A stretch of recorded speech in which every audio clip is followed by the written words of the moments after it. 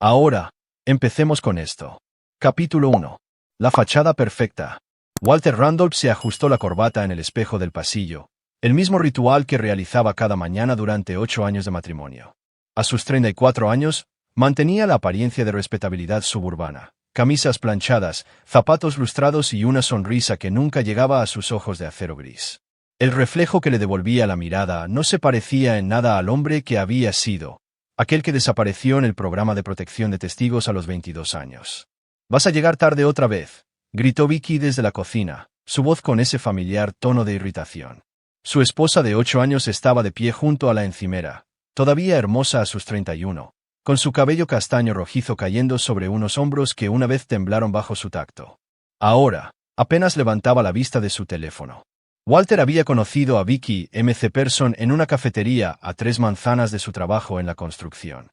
Ella era agente inmobiliaria entonces, ambiciosa y hambrienta de las cosas buenas que su modesta crianza le había negado. Él llevaba siendo Walter Randolph solo 6 meses. Su identidad anterior estaba enterrada tan profundamente que a veces olvidaba al hombre que había sido antes, el que llevaba las cuentas para la familia Torino hasta que presenció algo que lo cambió todo. «Buenos días, papá». Su hijo Marcus, ahora de 16 años, cogió una tostada sin levantar la vista de su propio teléfono. El chico tenía los rasgos afilados de Vicky pero los ojos calculadores de Walter, una combinación que preocupaba a Walter más de lo que le gustaba admitir. «¿Entrenamiento de baloncesto después de clase?», preguntó Walter, aunque ya sabía la respuesta. Marcus asintió distraídamente, sus dedos volando por la pantalla. Walter había intentado ser el padre que nunca tuvo, pero últimamente, Marcus parecía más interesado en zapatillas caras y el último iPhone que en pasar tiempo con su viejo. Vicky se había apresurado a proporcionarle ambas cosas, citando su exitosa carrera inmobiliaria como justificación para su estilo de vida cada vez más lujoso. «Llegaré tarde a casa esta noche», anunció Vicky, finalmente levantando la vista. «Cine con un client importante». Walter asintió, aunque algo frío se instaló en su estómago. Las cenas con clientes importantes se habían vuelto más frecuentes en los últimos meses, coincidiendo siempre con su creciente distancia de él. Empezó a hacer ejercicio de nuevo, a comprar ropa nueva, a tomar duchas más largas. Todas las señales estaban ahí, pero Walter había estado eligiendo ignorarlas. Después de que se fueran, Walter se sentó en su camioneta frente a su casa colonial de 2 pisos, observando cómo el vecindario cobraba vida. Abogados y contables salían de casas similares, subiendo a sus sedanes alemanes mientras sus esposas saludaban desde las puertas. Esta era la vida que había construido, la vida que su supervisor le había prometido cuando aceptó testificar. Su teléfono vibró. Un mensaje de su hermano, Russell. Café, mismo sitio. Walter y Russell se reunían cada 2 semanas en una cafetería a 40 minutos de la ciudad. Russell era la única persona que conocía la verdadera identidad de Walter, el único vínculo con su vida pasada. Oficialmente, Russell Randolph era su hermano mayor que se había mudado a la zona primero. En realidad, Russell era el agente Russell Clark, el supervisor de Walter, quien se había vuelto genuinamente protector con su protegido a lo largo de los años. En la cafetería, Russell se deslizó en el reservado frente a él, su rostro curtido surcado por la preocupación. «Tienes una pinta horrible». «Gracias por la charla motivacional», dijo Walter, haciendo una seña a la camarera para que le trajera café. «Solo estoy cansado». «Es por Vicky, ¿verdad?» La voz de Russell bajó. «He estado haciendo algunas comprobaciones. Sus transacciones inmobiliarias no cuadran con el dinero que ha estado gastando». Las manos de Walter se detuvieron alrededor de su taza de café. «¿Qué tipo de comprobaciones?» «Del tipo que podrían costarme el puesto si alguien se entera». Russell se inclinó hacia adelante. «La han visto por la ciudad con Lorenzo Hall. ¿Te suena de algo?» El nombre golpeó a Walter como un golpe físico. Lorenzo Hale, apuesto, elegante y hijo de la jueza Patricia Hale. Walter había trabajado en la mansión de los Hall hacía 2 años, un trabajo de fin de semana que había pagado excepcionalmente bien. Recordaba a Lorenzo como un tipo engreído y despectivo, de los que miran a la gente de clase trabajadora como si fueran muebles. ¿Cuánto tiempo? La voz de Walter era apenas un susurro. 3 meses, quizás 4. Lo siento, Walt. Pensé que debía saberlo. Walter miró por la ventana de la cafetería hacia el aparcamiento, donde su camioneta de 15 años estaba aparcada junto al sedán del gobierno de Russell. 8 años haciendo de buen marido, de padre fiable, de hombre reformado. 8 años reprimiendo la violencia que una vez fue su profesión, fingiendo que Walter Randolph era más que una simple ficción conveniente. ¿Hay algo más?, continuó Russell con cuidado. Le hice una comprobación de antecedentes a Hal. Historial limpio, pero sus finanzas son interesantes. Muchos depósitos en efectivo, sin una fuente clara. Y he estado haciendo preguntas sobre ti por la ciudad. ¿Qué tipo de preguntas? Sobre tu pasado. ¿De dónde venías antes de mudarte aquí? Alwyn ha estado escarbando, Walt. Esto podría no ser solo sobre la aventura. Walter sintió el hielo familiar formándose en su pecho, la misma frialdad que lo había mantenido vivo en las calles de Chicago antes de que todo cambiara. Tengo que ir a casa, dijo Walter, poniéndose de pie. Walt, espera. Pero Walter ya se estaba alejando, su mente cambiando los patrones calculadores que había pasado 8 años tratando de olvidar. Había sido un tonto al pensar que podría jugar a las casitas para siempre, al pensar que ser un buen hombre era suficiente para mantener a los lobos a raya. Mientras conducía a casa por las calles arboladas de su paraíso suburbano, Walter comenzó a planificar. No como Walter Randolph, el afable trabajador de la construcción, sino como el hombre que había sido antes, el que entendía que algunas traiciones solo podían responderse con sangre. Capítulo 2. El desmoronamiento. La casa se sentía diferente cuando Walter regresó esa tarde, como si las revelaciones de Russell hubieran movido sus cimientos. Se quedó en su sala de estar, mirando las fotos familiares en la repisa de la chimenea con nuevos ojos. 8 años de mentiras cuidadosamente construidas le devolvían la mirada. El día de su boda, los primeros pasos de Marcus, vacaciones familiares pagadas con dinero que supuestamente provenía de las comisiones inmobiliarias de Vicky. Walter recorrió cada habitación metódicamente, viendo detalles a los que antes había estado ciego. Joyas nuevas en el cajón de la cómoda de Vicky. Lencería cara que nunca le había visto usar. Un segundo cargador de teléfono junto a su mesita de noche, aunque ella solo tenía un teléfono, o eso creía él. En la habitación de Marcus, Walter encontró algo que le heló la sangre. Ropa de diseñador que valía más de lo que Walter ganaba en 2 meses, toda con las etiquetas puestas. Su hijo estaba vendiendo drogas. La revelación lo golpeó como un mazo, no por la ilegalidad, sino por lo que significaba sobre la falta de respeto de su familia por todo lo que él había sacrificado para construir. Esa noche, Walter se sentó en su sillón reclinable, con una cerveza calentándose en la mano, esperando. Vicky llegó a casa a las 10:30, con las mejillas sonrojadas y el lápiz labial perfectamente reaplicado. ¿Cómo estuvo tu cena con el cliente?, preguntó en voz baja. Bien. Productiva. Se quitó los tacones, evitando su mirada. Estoy agotada. Voy a darme una ducha. Lorenzo Hale. Vicky se congeló a medio camino de las escaleras.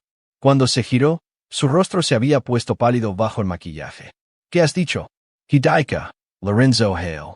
¿Es con quien cenaste? No. La voz de Walter se mantuvo conversacional, casi amistosa. De hecho, déjame ser más específico. Es con quien te has estado acostando durante los últimos 4 meses. El silencio se extendió entre ellos como un alambre bajo tensión. Finalmente, los hombros de Vicky se enderezaron y levantó la barbilla con el desafío que recordaba de sus primeros días juntos. ¿Y qué si lo he hecho? ¿Crees que no sé en lo que te has convertido, Walt? En un nada. En un don nadie que arregla inodoros y finge que mantiene a su familia. Lorenzo tiene ambición. Tiene dinero. Tiene un futuro. ¿Y qué hay de Marcus? ¿Qué tipo de futuro le estás proporcionando con el dinero de la droga que le has estado dejando ganar? Los ojos de Vicky se abrieron de par en par. Luego se endurecieron. Eso ya no es asunto tuyo. ¿Qué no es asunto mío? Walter se levantó lentamente, y por primera vez en 8 años, dejó entrever una pizca de su verdadera naturaleza. Vicky dio un paso involuntario hacia atrás. Es mi hijo. Esta es mi casa, y tú eres mi esposa. No por mucho más tiempo. Las palabras salieron de golpe, como si las hubiera estado conteniendo durante meses. Lorenzo y yo nos vamos a casar. Ya ha hablado con su madre para que te despidan de cualquier trabajo de construcción en el condado. Nos llevaremos a Marcus y empezaremos de nuevo en un lugar donde no puedas seguirnos. Walter sintió que algo se rompía dentro de él, una atadura que había mantenido su fachada civilizada en su sitio durante casi una década. ¿Llevaros a Marcus? Afrontalo, Walt. Nunca nos mereciste a ninguno de los dos. Lorenzo ya ha prometido adoptar a Marcus, darle oportunidades de verdad, no esta patética excusa de vida en la que nos has atrapado. Antes de que Walter pudiera responder, la puerta principal se abrió y Marcus entró, con una bolsa de gimnasio colgada del hombro. Se detuvo en seco, sintiendo la tensión. ¿Qué está pasando?, preguntó Marcus, aunque sus ojos ya estaban calculando, ya eligiendo bando. Tu padre y yo nos vamos a divorciar, anunció Vicky. Nos mudamos con Lorenzo. Marcus asintió como si hubiera estado esperando la noticia. Genial. Su casa es mucho más bonita de todos modos. La traición era completa.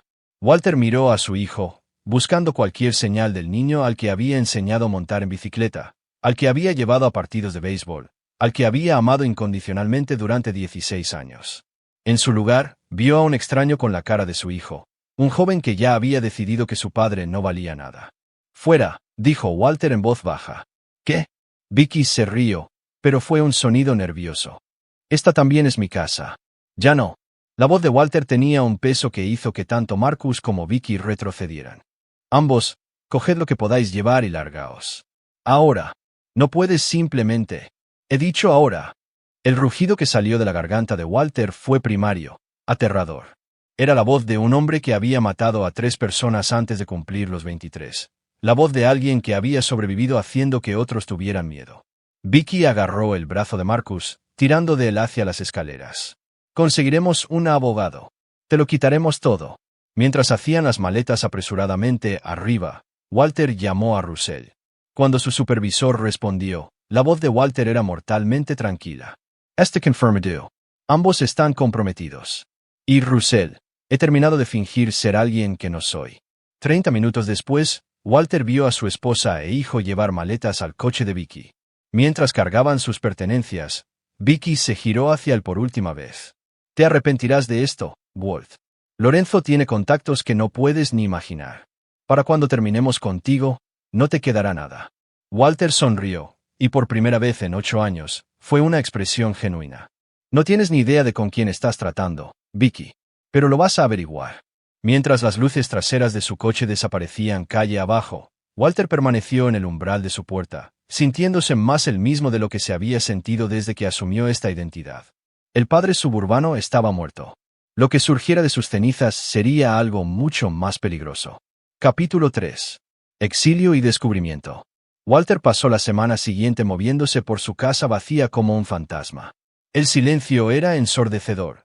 No había discusiones matutinas sobre las notas de Marcus, ni mentiras nocturnas sobre el paradero de Vicky. Solo el eco de sus pasos sobre los suelos de madera y la creciente certeza de que su antigua vida estaba irremediablemente perdida. El jueves por la noche, Russell llegó con una botella de whisky y graves noticias.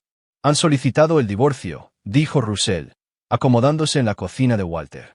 Pero esa no es la peor parte. Lorenzo Hall ha estado haciendo averiguaciones sobre ti a través de algunos canales muy peligrosos. Walter sirvió 2 vasos de whisky, sus manos firmes a pesar de la noticia. ¿Qué tipo de canales? Del tipo que no existe en papel. Alguien ha estado haciendo preguntas sobre un hombre que solía trabajar para la familia Torino. Alguien que desapareció justo antes de que Tony Torino fuera a prisión de por vida. La voz de Russell era sombría. Lo saben, Walt. No sé cómo, pero saben quién eres realmente. Walter se bebió su whisky de un trago. Vincent Torino. Ese había sido su nombre antes. Vincent Torino, el primo más joven de Tony, que podía hacer desaparecer problemas sin dejar rastro. Tenía 22 años cuando presenció cómo Tony asesinaba a un juez federal, 23 cuando aceptó testificar a cambio de una nueva identidad. ¿Cuánto sabe Lorenzo? Lo suficiente como para ser peligroso. Está conectado con gente muy poco recomendable a través de los casos judiciales de su madre. Los jueces lo ven todo, Walt. Hacen tratos con todo el mundo. Russell se inclinó hacia adelante. Hay algo más. Tu antigua banda en Chicago, también han estado haciendo preguntas. Parece que alguien les ha estado pasando información sobre la ubicación de Walter Randolph. Las implicaciones golpearon a Walter como un martillazo. Lorenzo no solo le estaba robando a su esposa, estaba planeando exponer la identidad de Walter a las mismas personas que lo querrían muerto. Era una sentencia de muerte envuelta en papeleo legal. Tengo que desaparecer de nuevo, dijo Walter. No necesariamente. La sonrisa de Russell era depredadora. Recuerda, te he estado vigilando durante 8 años. Yo también tengo recursos. Y me estoy cansando de ver a gente buena ser destruida por parásitos como Lorenzo Hall. Russell sacó una tableta y le mostró a Walter una serie de fotografías. Lorenzo y Vicky entrando en un hotel. Marcus aceptando una bolsa de algo de un conocido traficante fuera de su instituto. La jueza Patricia Hall reuniéndose con hombres que Walter reconoció de sus días en Chicago. La familia Hall no solo es corrupta, dijo Russell. Están involucrados con el mismo tipo de gente que te quiere muerto. Lorenzo ha estado usando la posición de su madre para proteger operaciones de drogas a cambio de una parte de los beneficios. Tu hijo no solo está vendiendo drogas. Se ha convertido en la herramienta de reclutamiento de Lorenzo en el instituto. Walter estudió las fotos, su mente analítica procesando la información. ¿Sugieres que contraataque? Sugiero que dejes de fingir ser alguien que no eres. Vincent Torino fue uno de los hombres más temidos de Chicago por una razón. Walter Randolph es débil. Pero Vincent podría destruirlos a todos. Durante las 2 semanas siguientes, Walter comenzó su transformación. Se mudó a un pequeño apartamento al otro lado de la ciudad, dejando la casa suburbana al banco. Se dejó crecer el pelo, dejó de afeitarse a diario y comenzó a entrenar con la intensidad de un hombre que se prepara para la guerra. Lo más importante, empezó a hacer llamadas. La primera llamada fue a Tommy Marone, un hombre que le había ayudado a reubicarse 8 años atrás y que le debía varios favores muy grandes. La segunda fue a María Santos, una investigadora privada que se especializaba en casos que existían en zonas legales grises. La tercera fue a alguien a quien había jurado que nunca volvería a contactar, su primo Anthony Torino, el hijo mayor de Tony, que se había hecho cargo de lo que quedaba del negocio familiar tras el encarcelamiento de su padre. Vincent Torino, la voz de Anthony era un carraspeo a través de la línea encriptada. Me preguntaba cuándo llamarías por fin. Hemos estado oyendo algunas historias interesantes sobre ti. Necesito información sobre la jueza Patricia Hall y su hijo, Lorenzo. Todo lo que puedas desenterrar. Esto te va a costar, primo. La información es cara en estos días. Pásame la factura. Pero Anthony, cuando esto termine, estaremos en paz. Todas las deudas pagadas. Trato hecho. Pero Vincent, sea lo que sea que estés planeando, haz que valga la pena. Hay puentes que no se pueden descruzar. Mientras Walter esperaba la información, comenzó la vigilancia. Alquiló diferentes coches, usó diferentes disfraces y siguió la nueva rutina de su esposa e hijo. Lo que descubrió le repugnó. Lorenzo efectivamente estaba usando a Marcus para reclutar a estudiantes de secundaria en una red de distribución de drogas. Pero peor aún, también estaba usando a Vicky para seducir a hombres casados, grabar sus encuentros y luego chantajearlos a través del sistema judicial de la jueza Hall. La esposa de Walter se había convertido en una prostituta y su hijo en un traficante de drogas, todo mientras vivían en una mansión pagada con dinero manchado de sangre. El punto de inflexión llegó en una lluviosa tarde de martes, cuando Walter vio a Lorenzo abofetear a Marcus en la cara fuera del instituto. Su hijo, su niño, recibió el abuso sin defenderse, con los hombros encogidos en sumisión. En ese momento, Walter se dio cuenta de que Marcus era tanto una víctima como un traidor. Sentado en su coche de alquiler, viendo a su familia destruirse por dinero y estatus, Walter sintió que se rompía el último vestigio de su contención. Walter Randolph había sido débil, confiado, ingenuo. Pero Vincent Torino entendía que algunos problemas solo podían resolverse con violencia. La guerra estaba a punto de comenzar. Capítulo 4. La llamada de emergencia. 3 semanas después de su exilio, Walter planeaba metódicamente su venganza cuando una llamada telefónica lo cambió todo. Estaba en su escueto apartamento, rodeado de fotos de vigilancia y registros financieros que Russell le había ayudado a obtener, cuando su teléfono sonó con un número que no había visto en 8 años. Walter, soy la agente Jenny Martínez del Departamento de Policía Metropolitano. Necesita venir a casa inmediatamente. Es una emergencia relacionada con su madre. La sangre de Walter se heló. Mildred Randolph, la mujer que había interpretado a su madre adoptiva en el programa de protección de testigos, vivía en una residencia de ancianos a 2 horas de distancia. Según su historia de fondo inventada, ella era la única familia que le quedaba además de Russell. ¿Qué tipo de emergencia? Señor, lamento decírselo por teléfono, pero ha sido asesinada. Necesitamos que venga a identificar el cuerpo. El trayecto a la comisaría pasó como un borrón. La mente de Walter repasaba las posibilidades. Mildred había sido más que una simple tapadera para su nueva identidad. Había sido una viuda solitaria que realmente lo acogió en su vida, tratándolo como al hijo que había perdido en Vietnam. Si alguien la había matado para llegar a él, la sangre estaba en sus manos. En la comisaría, la agente Martínez lo condujo por pasillos estériles hasta la morgue. El cuerpo en la camilla era efectivamente el de Mildred, pero el ojo entrenado de Walter detectó inmediatamente detalles que la policía había pasado por alto. El patrón de hematomas en su cuello no correspondía a una estrangulación estándar. Alguien con entrenamiento profesional había hecho esto. ¿Algún sospechoso? Preguntó Walter, con la voz cuidadosamente controlada. Estamos investigando. Pero hay algo más, señor Randolph. Su madre le dejó algo. Tenía instrucciones muy específicas de que si algo le sucedía, debíamos entregarle esto inmediatamente. La agente Martínez le entregó un sobremanila sellado con cera roja. Walter reconoció el sello. Era de su vida anterior, un símbolo utilizado por la familia Torino para comunicaciones importantes. Dentro del sobre había una llave y una nota manuscrita. Vincent, lo que buscas está en el lugar donde todo comenzó. Se aplican las viejas reglas. No confíes en nadie.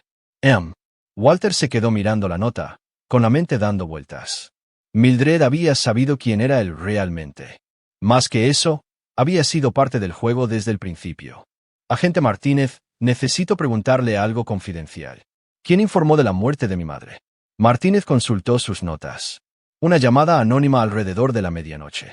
Voz masculina, no quiso dar su nombre. Walter le dio las gracias y salió de la comisaría, con la mente trabajando furiosamente. La llave en su mano era de latón antiguo, del tipo que se usaba para cajas de seguridad de décadas pasadas.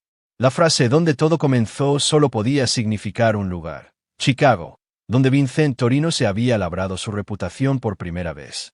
Pero primero, tenía asuntos pendientes. Mientras conducía de regreso a la ciudad, Walter llamó a Russell. «La mataron», dijo Walter sin preámbulos.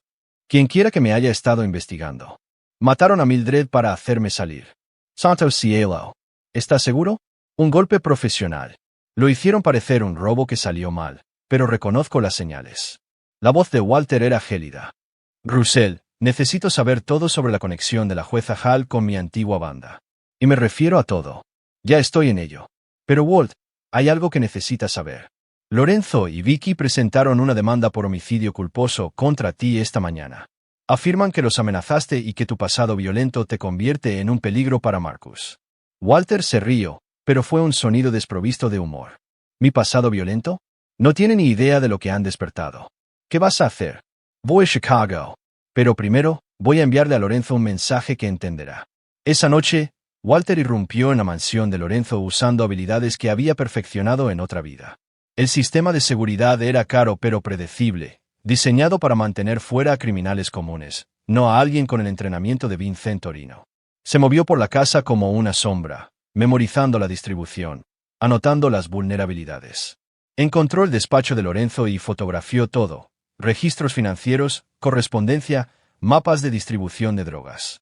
Luego, colocó un único objeto sobre el escritorio de Lorenzo: una fotografía del cuerpo de Mildred con un mensaje escrito en el reverso con la distintiva caligrafía de Vincent. Mataste a la persona equivocada. Mientras se preparaba para irse, Walter escuchó voces desde el dormitorio principal. Lorenzo y Vicky discutían sobre dinero, sobre Marcus, sobre sus planes futuros. Walter se acercó sigilosamente, grabando todo en su teléfono. «El viejo ya debería estar muerto», decía Lorenzo. «Mi contacto en Chicago lo garantizó. Una vez que esté fuera de escena, podremos vender al chico a ese comprador en Ciudad de México». «¿Vender a Marcus?» La voz de Vicky era de horror. ¿Crees que voy a mantener a esa pequeña carga para siempre? Sabe demasiado y se está haciendo demasiado mayor para el negocio del instituto. Mejor cortar por lo sano y ganar algo de dinero de verdad». Walter sintió que el último trozo de su corazón se convertía en piedra. No solo lo estaban traicionando, estaban planeando traficar con su propio hijo. Puede que Marcus estuviera perdido para él, pero seguía siendo de su sangre. Al salir sigilosamente de la mansión, Walter ya no planeaba una simple venganza. Esto iba a ser una guerra de exterminio. Pero primero, tenía que descubrir qué le había escondido Mildred en Chicago. Algo le decía que la clave para destruir a sus enemigos yacía enterrada en su pasado, esperando que Vincent Torino la reclamara. El viaje de 3 horas a Chicago se sintió como un viaje en el tiempo. Con cada milla, Walter sentía que más de su antiguo yo regresaba.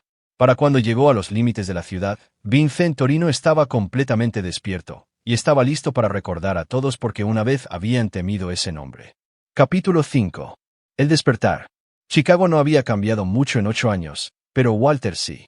Mientras Vincent Torino caminaba por los barrios que una vez había controlado, sintió el peso familiar de la autoridad posarse sobre sus hombros. La llave lo llevó a un banco en Little Italy, a una caja de seguridad registrada bajo uno de sus antiguos alias. Dentro de la caja había una carpeta manila que contenía documentos que helaron la sangre de Walter. Registros bancarios que mostraban pagos de la jueza Patricia Hall a la organización Torino que se remontaban a 15 años, fotografías de Lorenzo con conocidos traficantes de personas. Y, lo más condenatorio de todo, una carta de confesión escrita con la caligrafía de Mildred. Mi querido Vincent, comenzaba la carta. Si estás leyendo esto, es que finalmente me mataron por lo que sé. Nunca fui solo tu tapadera. Fui la agente Mildred Clark, la compañera de Russell en el programa de protección de testigos.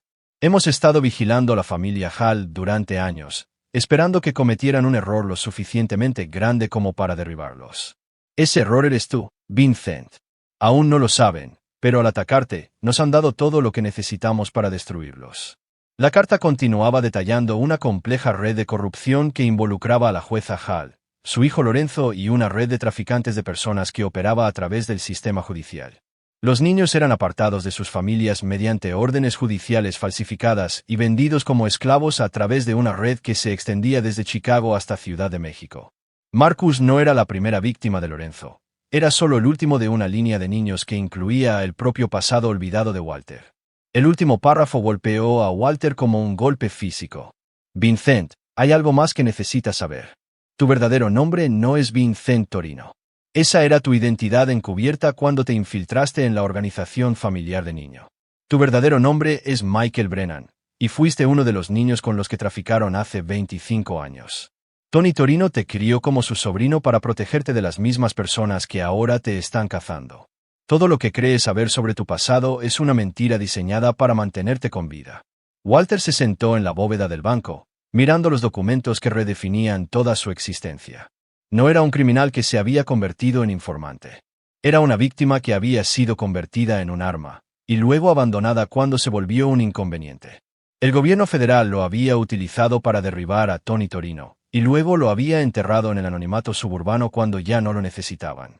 Pero había más en la caja. Información de cuentas bancarias que nunca supo que existían, que contenía millones de dólares acumulados a lo largo de los años, contactos de personas que le debían favores a Vincent Torino. Lo más importante, inteligencia detallada sobre la operación de la familia Hall, incluyendo una lista de sus víctimas actuales. El teléfono de Walter sonó mientras procesaba esta información. La voz de Anthony Torino era sombría. Vincent, tienes que oír esto. ¿Esa jueza que te ha estado causando problemas? Acaba de firmar una orden judicial para quitarle a tu hijo la custodia a Lorenzo y ponerlo bajo cuidado del Estado. ¿Adivinas a dónde lo van a trasladar? Dime. A un centro de menores en Nuevo México. El mismo donde 3 chicos han escapado en los últimos 6 meses. Ninguno de ellos ha sido encontrado. La voz de Anthony se volvió fría. Primo, no me importa lo que pasó entre tú y mi padre. Nadie vende niños bajo mi supervisión. ¿Quieres ayuda para quemar a esta gente? La tienes. Walter cerró los ojos, sintiendo todo el peso de su destino posarse sobre él. Esto ya no era sobre venganza. Era sobre detener una máquina que destruía niños por dinero. Puede que Marcus lo odiara, que lo hubiera traicionado, pero seguía siendo solo un chico de 16 años que había sido manipulado por profesionales. Anthony, necesito 3 cosas. Un equipo limpio que pueda encargarse del trabajo sucio. Transporte a Nuevo México que no pueda ser rastreado. Y necesito la ubicación de cada casa de seguridad que utiliza la organización Hall. Considéralo hecho. Pero Vincent, cuando esto termine, volvemos a ser extraños. La familia no necesita este tipo de problemas. Entendido. Walter salió del banco con un maletín lleno de pruebas y un corazón lleno de un frío propósito. Pero su primera parada no fue Nuevo México. Fue de vuelta a su ciudad natal, donde Lorenzo y Vicky estaban a punto de aprender lo que sucedía cuando amenazaban a la familia de Vincent Torino. Llegó a la mansión de Lorenzo justo cuando la policía se iba. A través de las cámaras de seguridad que había hackeado antes, Walter vio a Lorenzo pasearse por su despacho, con el teléfono pegado a la oreja. No me importa lo que cueste, gritaba Lorenzo. Encontrar a Walter Randolph, matadlo. Ya ha matado a 3 de nuestros traficantes y ahora tiene al chico. Si esta operación se desmorona por culpa de un don nadie de los suburbios, os daré de comer a los mismos compradores que están esperando a ese chico. Walter sonrió sombríamente. Lorenzo todavía pensaba que estaba tratando con Walter Randolph, el afable trabajador de la construcción. No tenía ni idea de que Vincent Torino había regresado de entre los muertos, respaldado por los recursos y las conexiones de su vida anterior. Esa noche, Walter comenzó su campaña en serio. Usando habilidades aprendidas en toda una vida de violencia, desmanteló sistemáticamente la operación de drogas de Lorenzo. 3 traficantes desaparecieron sin dejar rastro. 2 casas de seguridad ardieron hasta los cimientos. Un cargamento de drogas por valor de $500,000 se desvaneció de un almacén, solo para ser entregado anónimamente a la policía. Pero el verdadero mensaje llegó cuando Lorenzo se despertó a la mañana siguiente y encontró el despacho de su madre lleno de pruebas de su operación de tráfico de personas. Fotos de niños desaparecidos, registros financieros, registros de comunicación. Todo lo necesario para destruir el legado de la familia Hall estaba esparcido por el escritorio de la jueza Patricia Hall como una acusación del infierno. Para cuando Lorenzo llegó al despacho de su madre, los agentes federales ya estaban cargando cajas de pruebas en furgonetas sin distintivos. La jueza Hall estaba esposada, su carrera y su libertad destruidas de un solo golpe. El teléfono de Lorenzo sonó mientras veía su mundo colapsar. La voz al otro lado era tranquila, profesional y absolutamente aterradora. Hola Lorenzo. Soy Vincent Torino. Tenemos que hablar. Capítulo 6. La caza comienza. Lorenzo Hall creía entender el poder. Nacido en el privilegio y criado en la corrupción, había pasado su vida creyendo que el dinero y los contactos lo hacían intocable. Mientras estaba de pie fuera del juzgado, viendo cómo se llevaban a su madre esposada, empezaba a darse cuenta de lo equivocado que estaba. Su teléfono vibró con un mensaje de texto que solo contenía una dirección y una hora. Medianoche. Ven solo. Trae a Vicky. Lorenzo sabía que debía huir, desaparecer en la red de casas de seguridad que su familia había establecido a lo largo de los años. En cambio, se encontró conduciendo hacia el almacén abandonado en las afueras de la ciudad, con Vicky silenciosa y aterrorizada a su lado. El almacén había pertenecido una vez a una empresa de construcción, la empresa de construcción de Walter. Se dio cuenta Lorenzo con creciente pavor. Aparcaron fuera y Lorenzo comprobó la pistola en el bolsillo de su chaqueta, obteniendo un mínimo consuelo de su peso. Dentro, el almacén estaba a oscuras excepto por una única luz que iluminaba el centro del espacio. Vincent Torino estaba sentado detrás de una mesa plegable, sin parecerse en nada al padre suburbano que Lorenzo había despreciado por débil. Este hombre irradiaba peligro, sus ojos grises tan fríos como el acero en invierno. «Sentaos», dijo Vincent en voz baja. Lorenzo y Vicky tomaron las sillas frente a él, Vicky temblando visiblemente. Lorenzo se obligó a proyectar una confianza que no sentía. «Has cometido un gran error, Randolph. Mi familia tiene contactos que no puedes ni imaginar. Te cazaremos hasta los confines de la tierra». Vincent sonrió, y fue la expresión más aterradora que Lorenzo había visto jamás. «¿Tu familia? ¿Te refieres a la jueza Patricia Hall, que actualmente se encuentra bajo custodia federal, enfrentándose a cadena perpetua por tráfico de personas? ¿O quizás te refieres a tu familia extendida? Los 3 traficantes de drogas que desaparecieron anoche, o los 2 matones que actualmente duermen con los peces en el lago Michigan». La confianza de Lorenzo se resquebrajó. «¿Qué es lo que quieres?» «Quiero a mi hijo de vuelta. Quiero los nombres de cada niño con el que has traficado. Y quiero que entiendas exactamente con quién has estado tratando». Vincent metió la mano en un maletín y sacó una fotografía. «¿Reconoces a este niño, Lorenzo?» La foto mostraba a un niño aterrorizado de 10 años con pelo oscuro y ojos grises, un niño que se parecía notablemente a un joven Walter Randolph. «Ese es Michael Brennan», continuó Vincent. «Fue secuestrado de su familia en Pittsburgh hace 25 años y vendido a traficantes de personas. Lo quebraron, lo entrenaron, lo convirtieron en un arma. Finalmente, se infiltró en la familia criminal Torino y la derribó desde dentro». La voz de Vincent era conversacional, casi amistosa. «Ese niño creció para convertirse en mí». Vicky ahogó un grito, comprendiendo finalmente la magnitud de lo que habían desatado. «Así que ya ves», continuó Vincent, «cuando decidiste traficar con mi hijo, estaba siguiendo una tradición familiar. La diferencia es que esta vez voy a detenerte». La mano de Lorenzo se movió hacia su pistola, pero Vincent fue más rápido. El cuchillo que apareció en su mano pareció materializarse de la nada, su punta apoyándose en la garganta de Lorenzo antes de que pudiera parpadear. Susurró Vincent. «Yo no lo haría si fuera tú. Verás, Lorenzo, he matado a 17 hombres con cuchillos como este. La mayoría de ellos eran más grandes y fuertes que tú. Todos ellos pensaban que eran más listos. ¿Qué es lo que quieres?», susurró Lorenzo, el filo del cuchillo dibujando una fina línea de sangre. Información. ¿Dónde está Marcus? ¿Quién lo va a comprar? ¿Y cuántos otros niños hay en tu red? Yo. No puedo. Me matarán. Lorenzo Moraine. ¿De verdad? Mírame. La voz de Vincent era suave, casi paternal. ¿Crees que hay algún lugar en la tierra donde puedas esconderte de alguien como yo? ¿Crees que tus compradores son más aterradores que alguien que aprendió a matar antes de aprender a conducir? Lorenzo se quebró. Las palabras brotaron de él. Direcciones, nombres, números de cuenta, horarios de envío. Marcus estaba retenido en un centro en Nuevo México, programado para ser transportado a Ciudad de México en 48 horas. Había otros 6 niños en la red, con edades comprendidas entre los 12 y los 17 años. Vincent grabó todo en su teléfono. Su expresión nunca cambió. Cuando Lorenzo terminó, Vincent se reclinó en su silla. Ahora viene la parte divertida, dijo. Vicky, vas a llamar al FBI y confesar todo. Les vas a proporcionar cada detalle que Lorenzo me acaba de dar. Vas a hacer esto porque si no lo haces, te voy a entregar a María Santos. Es la madre de uno de los niños con los que ayudaste a traficar. María tiene algunas ideas muy creativas sobre la justicia. Vicky asintió frenéticamente, con las lágrimas corriendo por su rostro.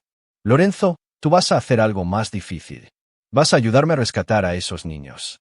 Vas a usar tus contactos, tu conocimiento, tus recursos para deshacer cada cosa malvada que has hecho. Y si intentas traicionarme, si siquiera piensas en huir, te daré caza y harás que reces por la muerte. ¿Y si coopero? La sonrisa de Vincent regresó. Si cooperas, me aseguraré de que tu muerte sea rápida cuando esto termine. El rostro de Lorenzo se puso blanco. ¿Me vas a matar de todos modos? Lorenzo, traficaste con niños. Vendiste seres humanos por dinero. Destruiste familias por dinero. La voz de Vincent era práctica. ¿De verdad pensabas que había una versión de esta historia en la que tú sigues con vida? Mientras salían del almacén, Vincent sintió una sombría satisfacción.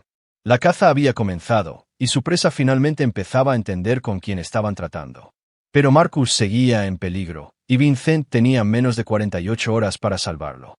La guerra estaba a punto de llegar a su clímax, y Vincent Torino estaba listo para recordarle al mundo porque su nombre una vez se pronunciaba en susurros. Capítulo 7. El rescate.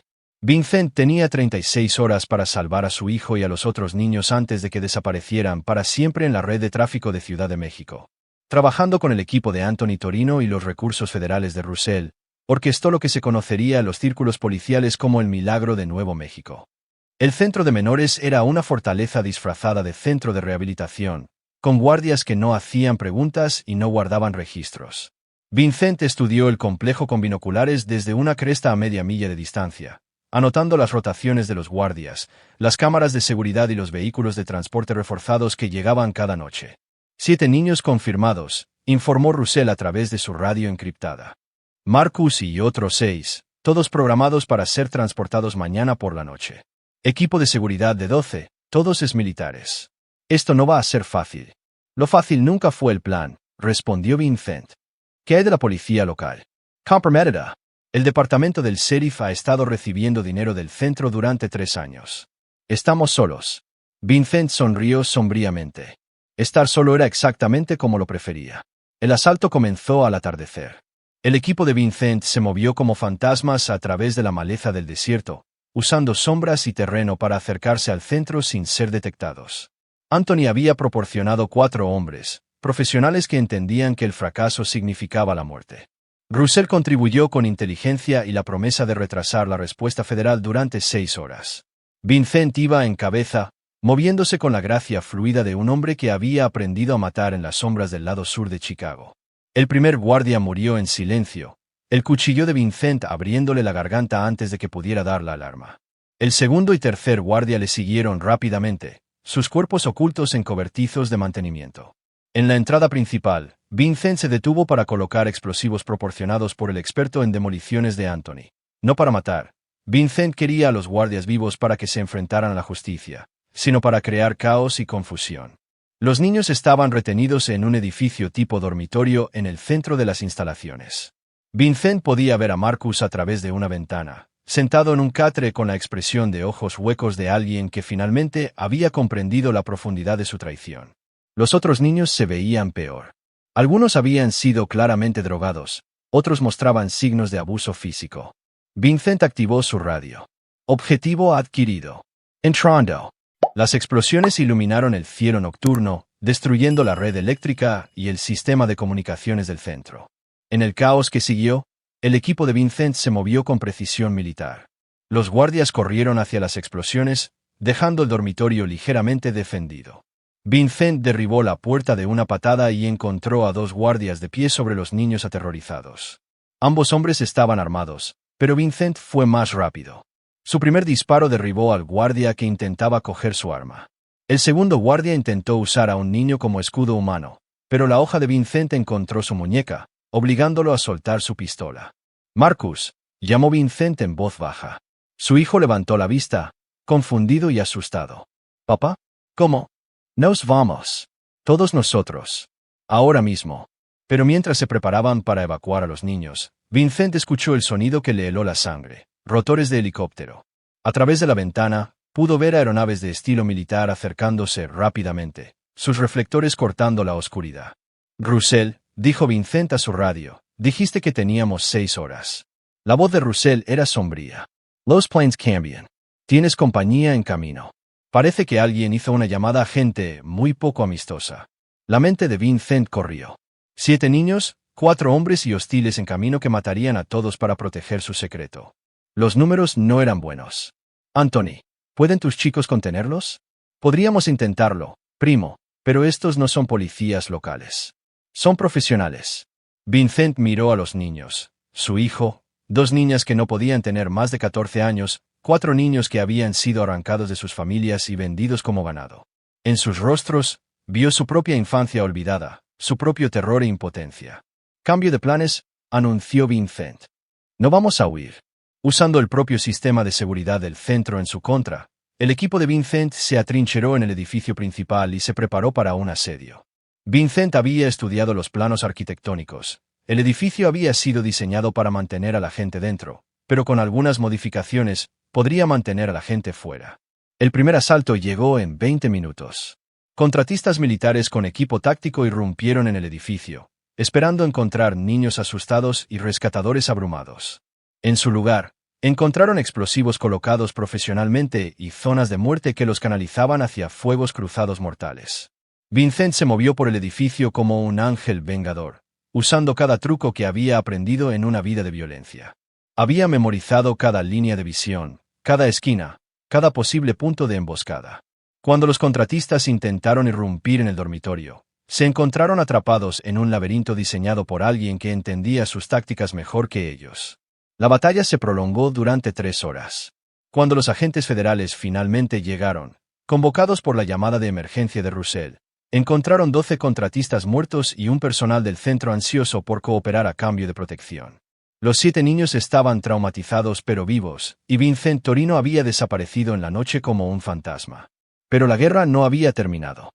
Mientras Vincent conducía por el desierto con Marcus en silencio a su lado, sabía que la gente detrás de esta operación no se detendría con una sola derrota. Tenían demasiado dinero en juego, demasiada gente poderosa que proteger.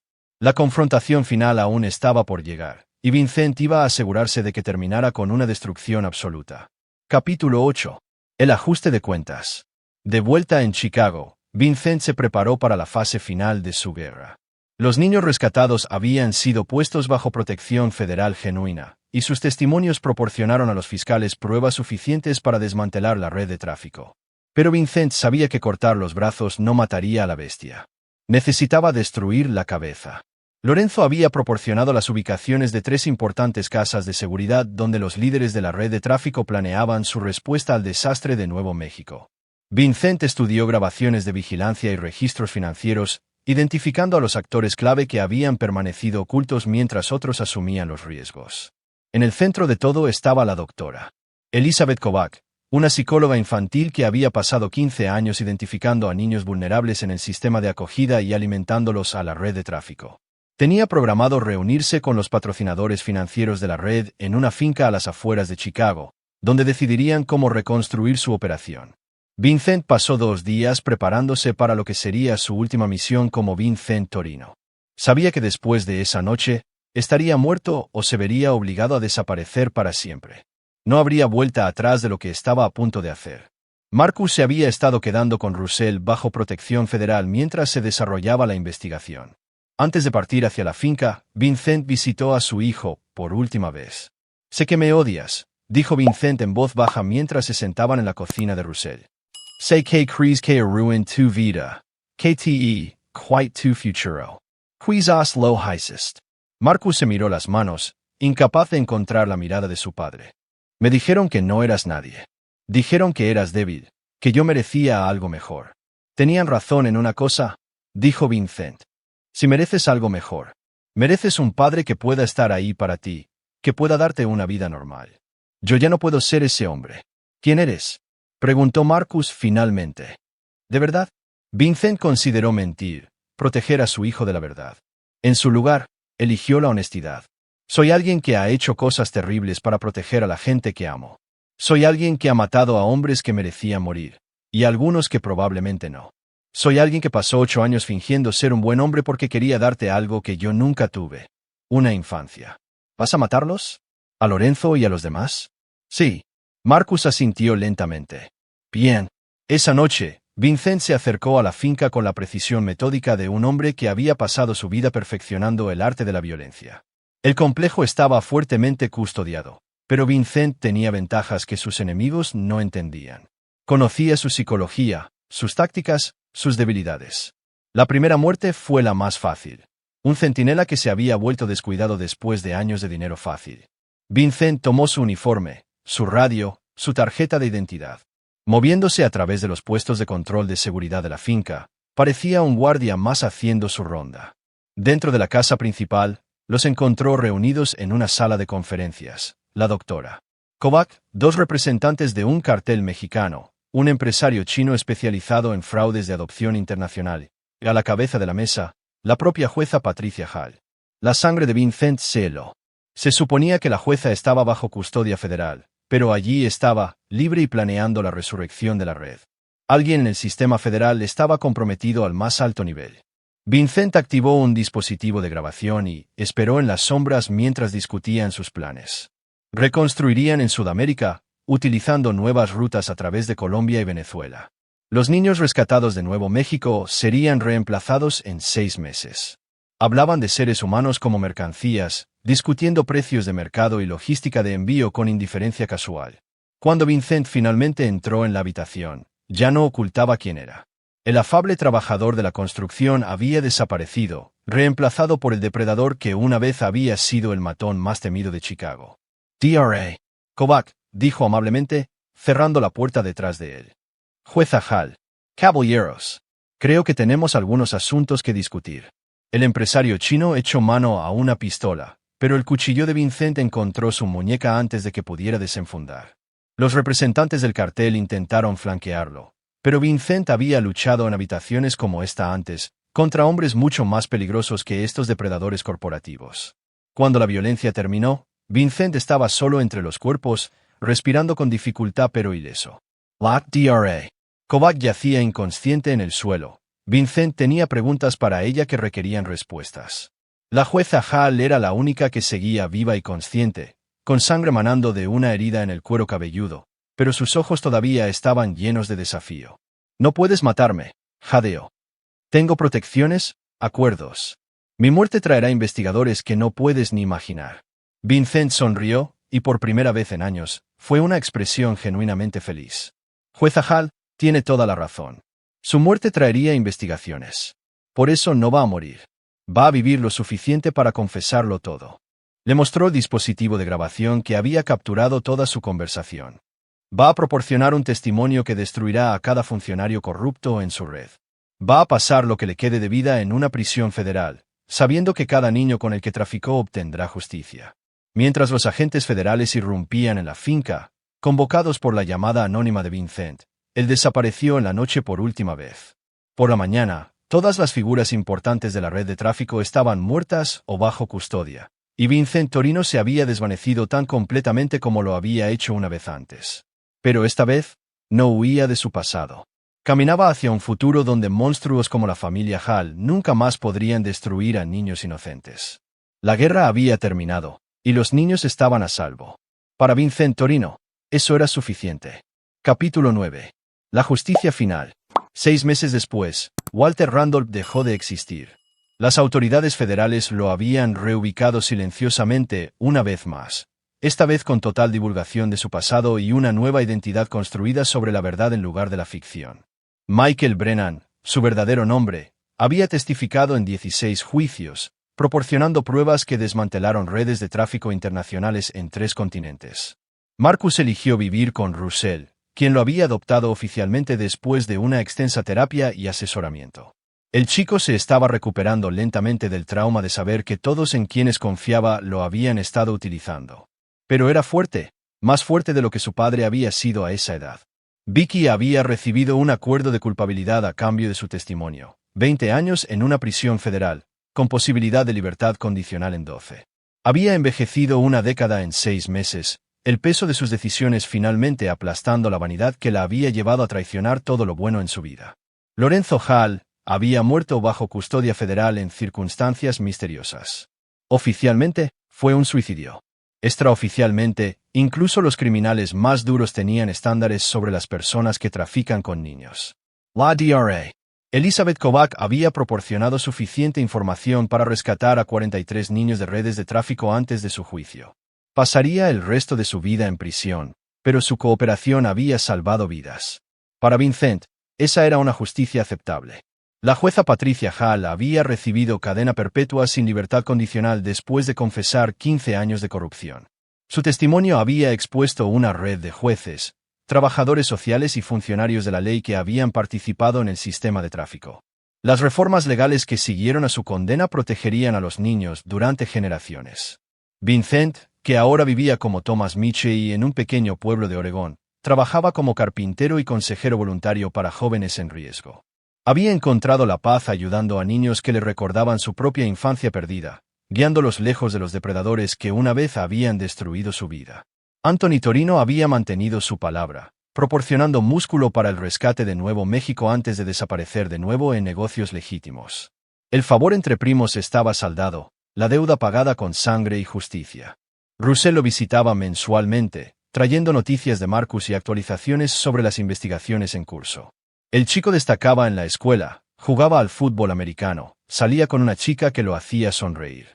Había pedido visitar a Thomas varias veces, pero Vincent se había negado.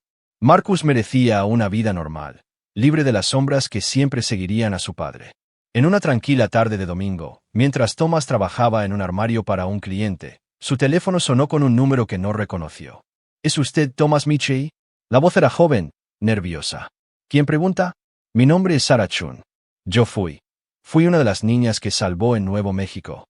Ahora tengo 18 años, estoy en la universidad. Quería darle las gracias. Thomas dejó sus herramientas, con la garganta repentinamente apretada. No tienes que agradecerme, Sarah. Sobreviviste porque eres fuerte. No, sobreviví porque a alguien le importó lo suficiente como para luchar por mí. Alguien que entendía lo que era ser desechado por las personas que se suponía que debían protegerte. Su voz era firme ahora, madura más allá de sus años. Estoy estudiando justicia penal. Quiero ayudar a otros niños como nosotros. ¿Como nosotros? Señor Mitchell, sé quién es usted realmente. Todos lo sabemos. Todos los niños que salvó. Sabemos que usted también fue víctima del tráfico. Que entiende por lo que pasamos. Sarah hizo una pausa. Queríamos que supiera que su pasado no lo define. Lo que lo define es lo que eligió hacer con él. Después de que terminó la llamada, Thomas se sentó en su taller, rodeado de las herramientas de su nuevo oficio, pensando en la redención y las segundas oportunidades. Había pasado su vida creyendo que la violencia era la única respuesta a la violencia, que la justicia solo podía llegar a través de la venganza. Los niños que había salvado le habían enseñado algo diferente. La justicia no se trataba de destruir a tus enemigos, se trataba de proteger a los inocentes. La redención no se trataba de olvidar tu pasado, se trataba de usarlo para construir algo mejor. Vincent Torino había sido un arma forjada en el trauma infantil y afilada por la venganza adulta. Pero Thomas Mitchell era algo completamente diferente. Era un hombre que había aprendido que la respuesta más fuerte al mal no era convertirse en un monstruo, sino en un guardián. Al final, esa fue la venganza más brutal de todas contra aquellos que habían intentado quebrarlo. Se había negado a dejarles ganar. El ajuste de cuentas estaba completo, y los niños estaban a salvo. Para el hombre que una vez fue Vincent Torino, esa era la única victoria que importaba. Mientras la noche caía sobre su pequeño pueblo de Oregón, Thomas Michie regresó a su trabajo, construyendo algo hermoso con manos que una vez solo habían tratado con la destrucción. Fuera de su ventana, los niños jugaban en calles más seguras gracias a las decisiones que él había tomado en la oscuridad. Sus risas eran un testimonio del poder del amor sobre el odio, de la esperanza sobre la desesperación. La guerra había terminado. Los niños habían ganado. Aquí es donde nuestra historia llega a su fin. Comparte tus pensamientos en la sección de comentarios. Gracias por tu valioso tiempo. Si disfrutaste esta historia, por favor asegúrate de suscribirte a este canal. Eso me ayudaría mucho. Haz clic en el vídeo que ves en la pantalla y nos vemos allí.